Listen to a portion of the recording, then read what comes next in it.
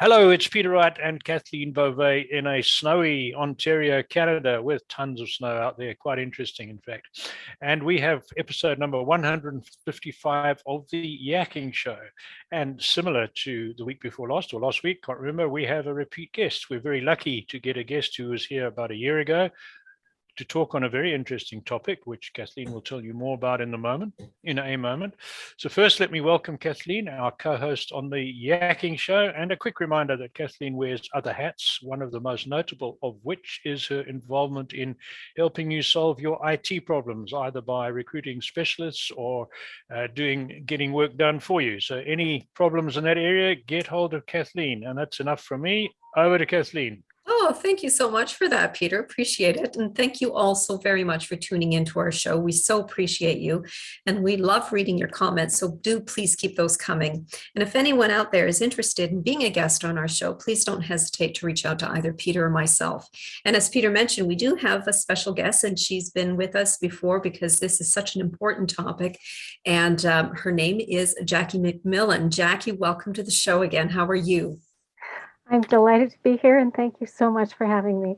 So, Jackie, you are the founder of Thrive with Autism. It's an organization that provides information about autism to the community. So, for the benefit of those who didn't have the privilege of hearing previous show, can you please give us a little bit about your background and what led you into dedicating your life to autism awareness? Okay, so I have autism, and I started out with some fairly significant challenges, pronunciation challenges, pain, a lot of brain fog. I used music to communicate instead of words because I didn't have the brain fuel to find my own words. Dyslexia, a whole bunch of related neurological challenges to autism itself.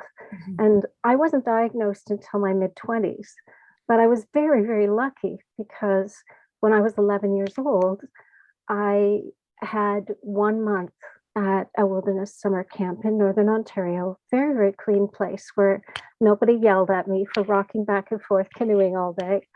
And I had just an incredible amount of emotional stability I never expected to see, cognitive gains. It was so much easier to learn, and I started to be able to decipher how people were interacting and being friends with each other. And then, my pain levels were going down, and coordination was getting better. So many things were improving. And then within 2 days of leaving at the end of the month, all of those symptoms that had lifted so much just came back in on me.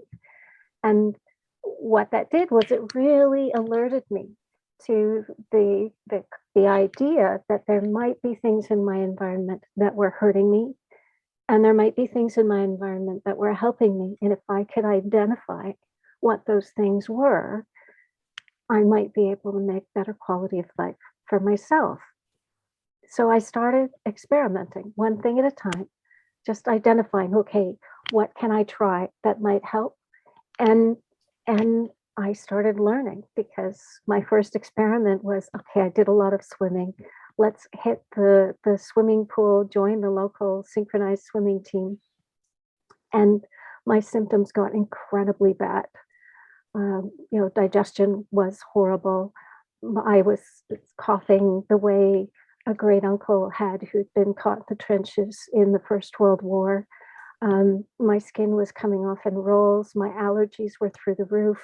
And I just thought, okay, I'm going to stop after this one term. But during the term, I hit the school library, and I'm looking it up in the encyclopedias and realizing, oh, chlorine gas was invented to kill soldiers in the trenches. Chlorine gas is concentrated at the top of the water. You're swallowing chlorine, you're absorbing it through your skin while you're in the pool. And they couldn't explain the impact that chlorine had on the body then. We know a lot more now because of microbiome studies.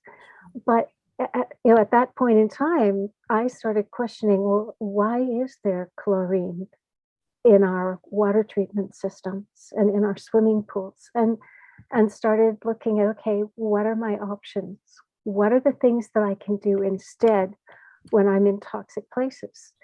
And it turned out there were 5 things that were causing the brain inflammation that is behind all learning and developmental challenges, not just autism. So it doesn't matter if you're looking at OCD or ADHD or bipolar or dyslexia or whatever it is. What you're looking at is gut dysbiosis. So the microbiome has gotten imbalanced. You're looking at a high toxic body burden. So the metabolism can't work the way it's supposed to because things are clogged up and supplies are missing. The toxins are using them up. And the third is kind of an immune overwhelm situation where chronic infections set in and the body doesn't know how to kick them out. It just kind of gives up and is used to them. And the fourth is,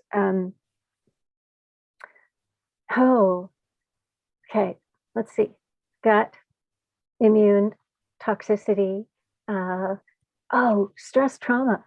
Everyone in the autistic spectrum, and pretty well all kids who are dealing with some kind of learning or developmental challenge, have come from environments that are a little bit more stressful than usual. And these environments are more stressful, not because, of what we normally assume is stress. It's not emotional things, and it's not trauma that's happened to you like car accidents and stuff. The body handles stress the same, no matter where that stress comes from.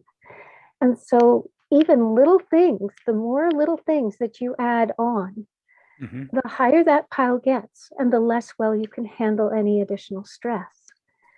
So we're dealing with a lifestyle right now that's, it's very, very difficult for people to live within optimal ranges of tolerance for all of the things that support our health at present. And so what's happening right now is more and more children are failing to thrive.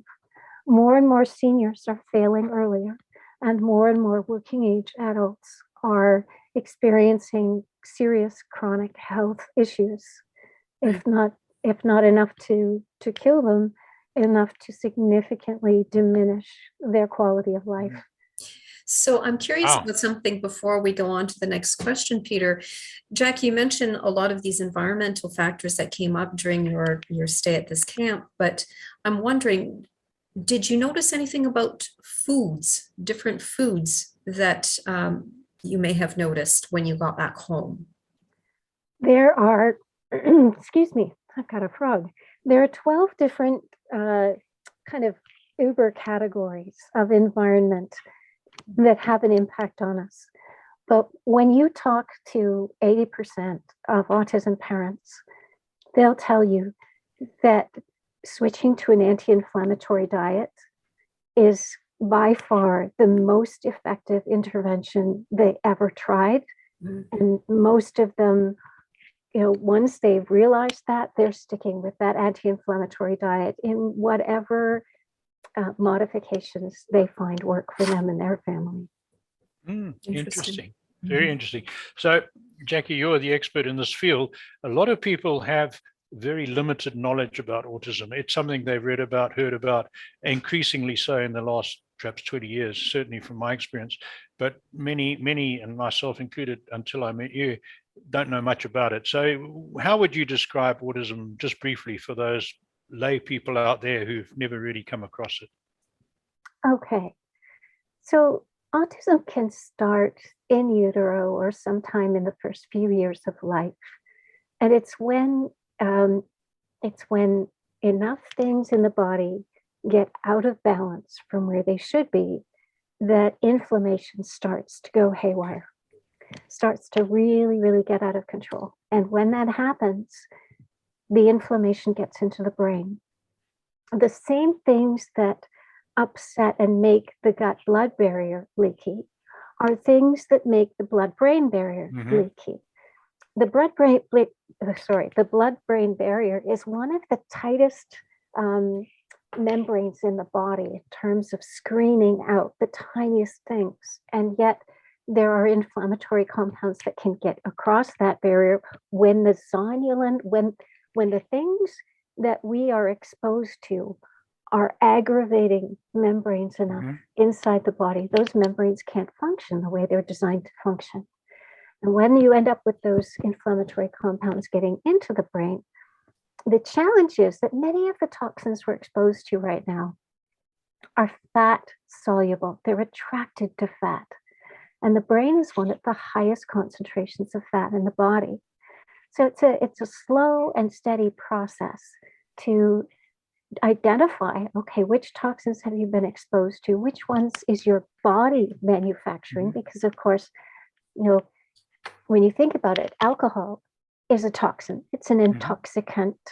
And yeast, which is a chronic digestive issue through any culture that's eating a Western diet, yeast goes chronic. And so yeast, whenever it encounters something that's like a starch or a sugar, it immediately starts converting that to alcohol. And then alcohol is causing all kinds of damage in the system. Okay. Interesting. So I've got to lead on from another one. If one had a perfect analytical system and could take someone with autism and immediately identify all of those stresses and toxins you're talking about, would all the symptoms be reversed straight away or not necessarily? So what I know is that the brain is infinitely repairable. Yes.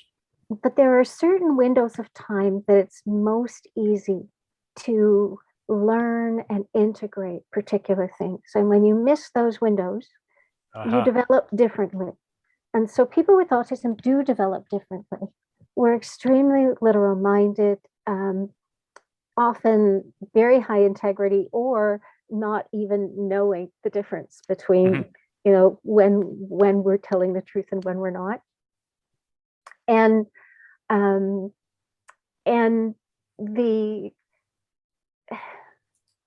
there's a systems design perspective that really gets reinforced. We're very good at going deep and narrow. We're very poor at going broad in terms of understanding what's going on around us. So we're excellent specialists and researchers, but we're not very good. If you wanted somebody to be a politician, don't ask an autistic. Right. You might get a more honest politician, of course, but well, one could wish for those. Yes. Okay. No, thank you. That's a good explanation. Okay, back to you, Kathleen. So, Jackie, the last time we saw you, you described what biohacking was. Can you give us a little recap of what that is? Right. So, biohacking is there's a lot of research out there on the symptoms that autistics experience. And some of these are called comorbidities to autism. Things like, I think it's between 60 and 90%, depending on the research study that's been done. 60 to 90% of autistics have obvious gut challenges. Every autistic tested has a very high toxic body burden, but what those toxins are is different. And we all have impaired detoxification systems. So you can look at the symptoms that you're experiencing, and you can look at what has helped those symptoms in the research. And that research may or may not have anything to do with the autism. And up until very recently, it didn't, because autism has been defined as an incurable neurological disorder that nothing can be done for it. And so it's not something our medical system has encouraged people to look at. A big part of that is that it's demanding a model change in our medical system. Our medical system is built on a Cartesian model, Descartes, which says that the body's like a machine. If you replace one part and plug another one in, well, it should just keep going the way a car does. And the reality is that we're an ecosystem. And when you adjust one parameter, everything else shifts to relate to that pattern that has been destabilized. So biohacking is where you look at the research and you say, okay, this is a do no harm option that I have access to in my life, and I'm going to do that experiment in my life. I am going to follow what the research tells me is effective for this particular issue, and I am going to evaluate how it's impacting me, and I'm going to share those results with others. So instead of, an N of 20 or several hundred or several thousand, you've got an N of 1. Your group size is 1. You're testing on your own system, and you're reporting to a larger group about what has helped and what the data is out there about why it has likely helped. Okay, interesting. Yeah, makes sense. When you were here before, you were talking about, we just started, and this is why we got you back today, talking about the effect of nature on autism and environment. So would you like to tell us a little bit more about that direction of, you found great benefit yourself in being in a natural environment, and you've obviously from that time done a lot more work, and I know you're working on another project you're going to tell us about as well. So let's talk about the nature angle. Okay. Well, I'm going to dig back to where I talked about those thousands of factors that have to be within certain ranges of tolerance. So if you think about oxygen, since the Industrial Revolution, the amount of oxygen in the air has been very, very, very gradually dropping off. And the number of toxins in the air has been rather steeply climbing, exponentially. And the thing that's very interesting about oxygen is one of the things that helps our bodies detox. So as the oxygen levels go down and the toxins that we need to detox go up, our capacity is gradually further and further undermined. So there's the interplay of all kinds of different factors in our environments. And the other thing to keep in mind is range of tolerance. If you look at oxygen, and most of us have had that experience of being in a library that didn't have enough airflow, and the brain just starts to not work. You slow down, you're sleepy, you can't cudgel it to get done what it needs to get done. And then as soon as you walk out into the fresh air outside the building, it's like the fog has lifted. No, that is oxygen. And oxygen, if we get a little bit too low, the brain doesn't function well. If we get a little too high, the brain doesn't function well in different ways. We get giddy, all kinds of things. If we get way too much, we die. If we get way too little, we die. But right in the middle is that sweet spot, the Goldilocks range, the just right, that it really allows our systems to thrive. And what's happened is we've moved outside of a lot of those ranges of tolerance, nutritionally, toxicity-wise, hydration, all kinds of ways. And when you go back in nature, you are in the environment that we evolved to, adapted to over thousands and thousands of years. And we're away from many of the things that are most damaging to us. And so when you spend time in nature, most people, the data that's out there on people who don't have autism, don't have learning challenges, is that there are immune benefits for children. There are socialization and emotional balance benefits. There are stress relief benefits, like very, very, very clear benefits of spending time in nature for everyone, to the degree that forest bathing for 1 hour can have 3 months worth of health benefits on your cardiovascular and stress management systems. Yeah. So there's fabulous data out there, but what's really interesting is that when you put an autistic in a natural environment, you'll often see up to 10 times the gain in function in someone with autism that you would with someone without.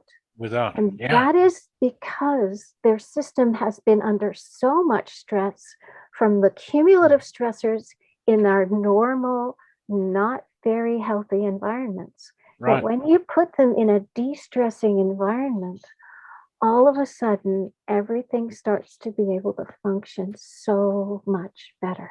There's so many Interesting. pieces to that. So I've got to jump in with, sorry, Kathleen, a quick one that's triggered something in my mind. As I probably told you last time, I spent most of my life in Africa. And if I look at the rural Black population in Africa, I never heard or read about an African child with autism, right? They go to school barefoot, most of them. They live a very simple life, no TV, no electronic games. They're always outside, and they eat I wouldn't think so it's the most healthy diet, but it's natural food. Although it's corn, not a lot of meat, and they don't drink, many of them never see a Coke. And these kids seem A, happy, and B, not to have learning problems. So would your research indicate that people in unindustrialized countries are better off in many ways? Well, again, it depends on the environment. Yeah, sure. Some unindustrialized places are yet very toxic because of the kinds of activities they've chosen to do in those areas.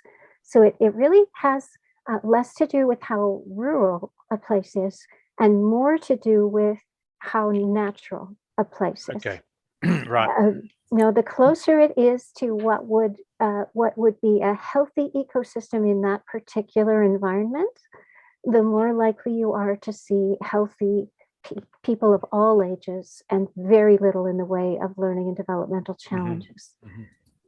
Interesting. Sorry, Kathleen, back to you. I jumped in there. That's all right.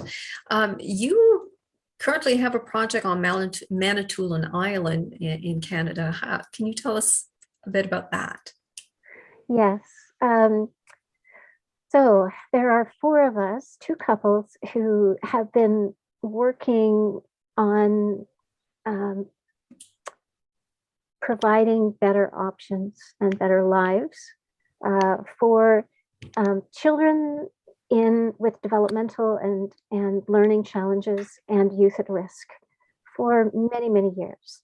And about 17 years ago, we began to collaborate, and about 10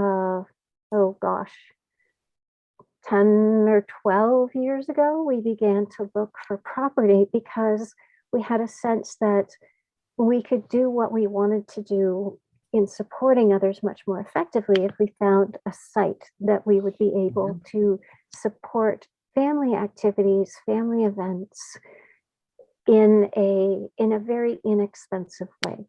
And so we found an ecopark, a campground on Manitoulin Island. And end of last January, we purchased that ecopark and came through our first year of scrambling to figure out how to run the place with lots of challenges, but lots of learning. And we're excited because we're heading into the next year, and some of our programming vision can now begin to come on stream because we've kind of mastered enough of how to run a campground. But that was the hope, is that from a campground, which is an accessible holiday for almost everyone, and at this point, because of federal government subsidies for foster children and low-income families, they've put in a subsidy for the summer that means that I think it's I don't know the details, and I'm very sorry, but I think it's a 1 or 2 week stretch that the government will pay for the campground fees. Wow. For the family to, yeah. So that's really exciting to us because that means that our capacity to support people who really need this kind of support is higher. Very good. And congratulations on that. And is your aim to be, as far as you can be with the harsh winter, as you were saying earlier, Manitoulin Island, to be self-sufficient? Will you grow vegetables and stuff up there as part of your activities?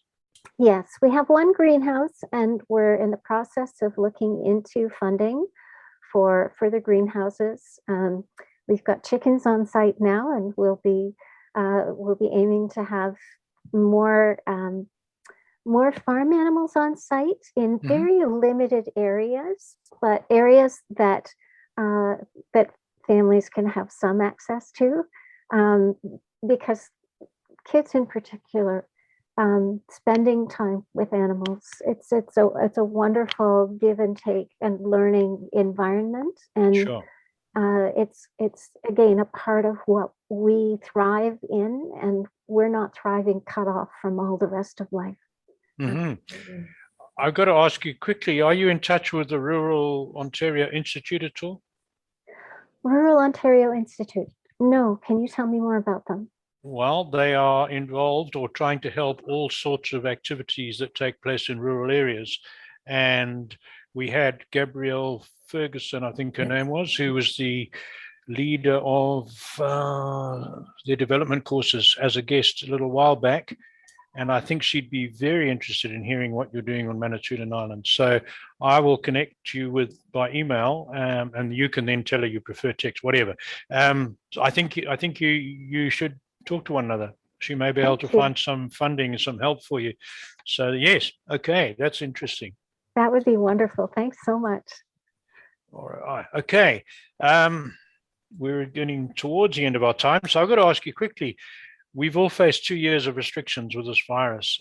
Has that impacted more on people who already have the stress that's caused autism than others? Have you noticed? Is it a big problem, or are people taking it in their stride? What's your what's your observations on that?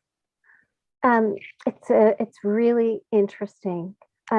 One of the challenges when you have autism and when your brain is inflamed, it's every sense is gathering more information than most of the people around you. Right. Sensory systems are. And that takes a lot of processing, and it uses up supplies much faster than most people run through those supplies. So the more peaceful an environment is, the better an autistic does in that environment. Okay. And a lot of schools are not very peaceful environments. They're high toxicity, they're high noise, they're high, they're very hard on a sensory system. They're not built for beauty on any level. And so autistics themselves are doing generally a little better during COVID. However, families who are having to spend a lot more time supporting their autistic children are struggling more because they're recognizing the degree of impact that it's having on their lives. Right. So there have been a lot more autism parents who are working online and who are networking online with other autism parents. There's been a lot more hunting for solutions, because when you're with an autistic 24/7, you're just that much more aware of how many challenges that autism poses, not just for the individual, but for everyone around them. Right. That makes, I understand what you're saying. It makes a lot of sense. Yeah. Wow. I hadn't thought of that. Yeah. Interesting. Well, Jackie, we're almost out of time, but how do people contact you? How do they find out about your project on Manitoulin Island? Okay. So the website is manitoulin.ecopark.com. Can you repeat that? So Manitoulin, MANITOULIN, Ecopark, ECOPARK.com. Okay. And my website is thrivewithautism.ca, and there's a button there that people can book a 20-minute consult for free through a booking software. So if they want to get in touch with me, they go to Thrive, THRIVE, with WITH, autism, AUTISM.ca. Great. I'll put both of those as captions and also in the description of the interview, and that'll be available for audio. So anyone listening and not watching to this, look in your description. You'll have both of those links to get hold of Jackie for either her or the project. Thanks, Jackie. You've been an absolute delight, Jackie. Thank you so much for being with us today. And once again, thank you all for tuning into our show. We so appreciate you, and we look forward to seeing you next time. Until then, take care, everyone. Bye-bye. Bye-bye.